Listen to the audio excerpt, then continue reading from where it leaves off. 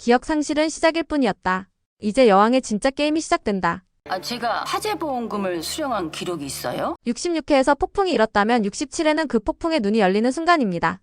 강재인은 더 이상 방어하는 피해자가 아닙니다. 난 가입한 적도 받은 기억도 없는데 그럴 리가요. 그녀는 칼날을 쥔 여왕으로 변하고 황씨 가문의 숨통을 조여오기 시작합니다. 그 수첩을 내가 가져왔는데 어디다 뒀더라? 어두운 밤 황기찬의 방.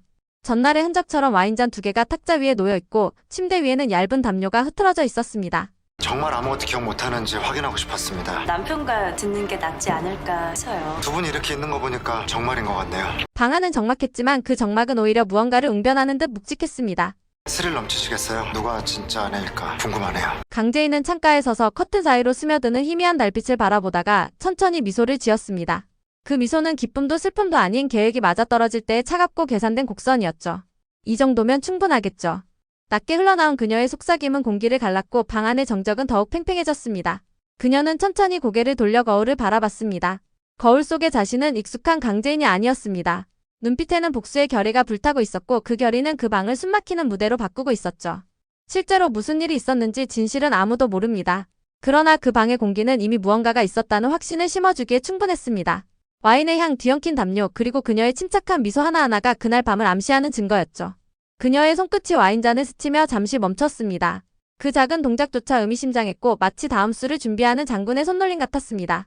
그녀는 다시 한번 거울을 바라보며 속삭였습니다. 이제 시작이에요. 여왕의 게임은 여기서부터예요. 그 한마디가 방 안에 울려 퍼지는 순간 66회에서 켜진 불씨가 67회에서 거대한 불길로 번질 준비를 하고 있었습니다. 다음날 아침 집안의 공기는 평소와 달리 묘하게 무거웠습니다. 강재인은 식탁에 앉아있는 모든 시선을 느끼며 천천히 숨을 고르고 조용히 한마디를 던집니다. 혹시 축하해 주실래요? 아마 우리 아이가 찾아온 것 같아요. 그 짧은 한마디는 폭탄처럼 터졌고 순간 정적이 흘렀습니다. 숟가락이 바닥에 떨어지는 날카로운 소리가 거실의 공기를 갈랐고 강세리의 얼굴은 피가 싹 가신 듯 하얗게 질렸습니다. 노숙자 정윤희의 눈동자는 크게 흔들렸고 그녀의 손끝은 무의식적으로 테이블을 움켜쥐었습니다. 황기찬은 놀란 표정을 감추려 애썼지만 그의 눈가와 손끝은 미세하게 떨리고 있었고 그 떨림은 이 상황이 단순한 농담이 아니라는 걸 증명하듯 더욱 선명했습니다. 강세리는 억지로 웃음을 지으려 했지만 목소리가 나오지 않았고 식탁 주변의 모든 사람들은 강재인의 입에서 나온 그 한 문장이 의미하는 바를 각자 다르게 해석하며 공포와 긴장 속에 숨을 삼켰습니다. 제인은 일부러 시선을 피하지 않고 한 사람 한 사람의 얼굴을 바라보며 미소를 지었고 그 미소에는 차갑고 서늘한 힘이 담겨 있었습니다. 그녀의 손이 무심히 배 위로 올라가는 순간 세리의 입술이 바들바들 떨렸고 정윤희는 눈을 질끈 감은 채 속으로 무언가를 중얼거렸습니다.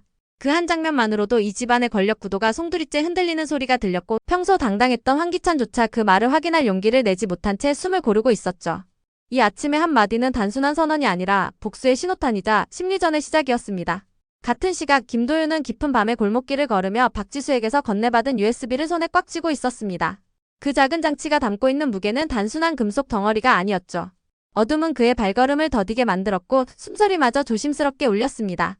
그의 머릿속에는 수많은 생각이 뒤엉켜 있었습니다.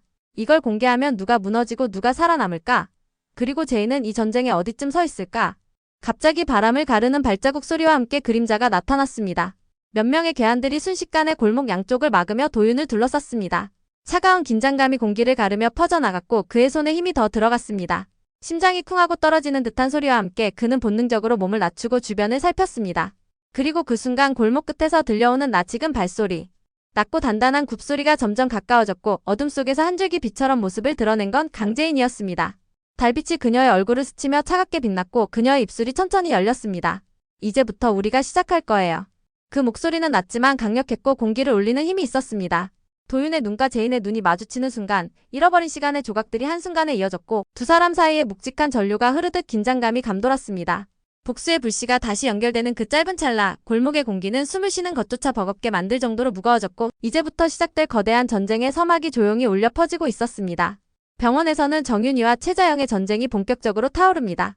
하얀 벽과 소독약 냄새로 가득한 공간 속에서 두 여인의 시선이 정면으로 부딪히는 순간 공기는 마치 얼어붙은 듯 차갑고 무거워졌습니다. 자영은 잠시 눈을 감았다 뜨며 입술을 달싹입니다. 낮고 단단한 목소리가 흘러나왔죠. 당신들 우리를 속였죠. 그 화재, 그 돈, 내 남편의 죽음까지. 그 한마디는 칼날처럼 병실을 가르며 날아갔습니다.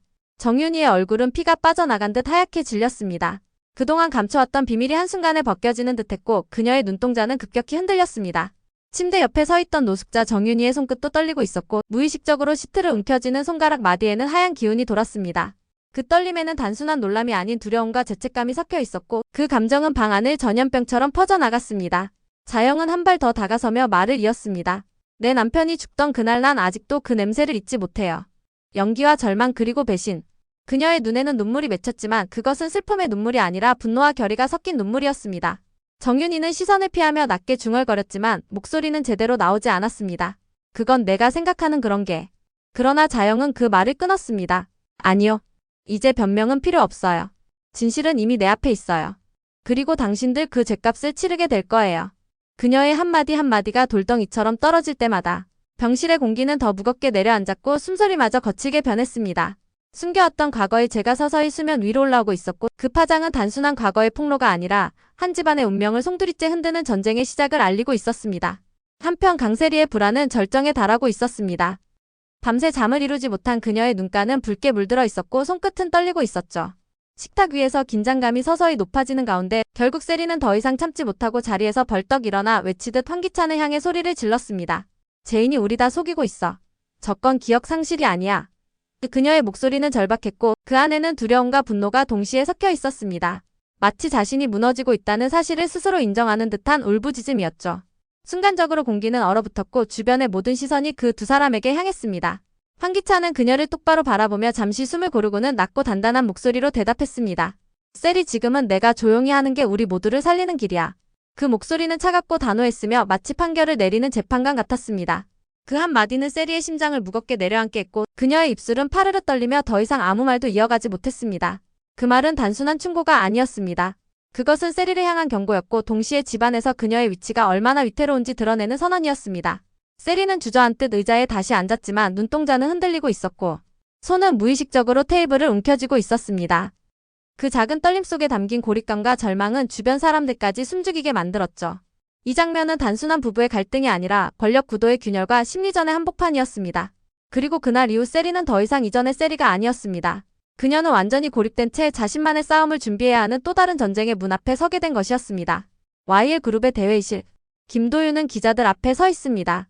그의 손에는 USB가 들려있고 플래시의 불빛이 번쩍입니다. 동시에 강재인은 집안의 거실에서 환기찬을 향해 미소 짓습니다. 축하해요 우리 아이 아빠. 두 장면이 교차하며 67회는 숨막히는 엔딩을 향해 달려갑니다. 여왕의 집 67회 이제 복수는 연기가 아니라 현실입니다. 임신이라는 폭탄, 과거의 보험금 진실 그리고 김도윤의 폭로. 이 집은 더 이상 평화를 가장할 수 없습니다. 다음 회 가면은 벗겨지고 진짜 전쟁이 시작됩니다. 오늘도 끝까지 함께 해주셔서 정말 감사드려요. 구독과 좋아요 그리고 알림 설정까지 해두시면 다음 회차 리뷰도 빠르게 받아보실 수 있어요. 그럼 저희는 다음 영상에서 다시 만나요.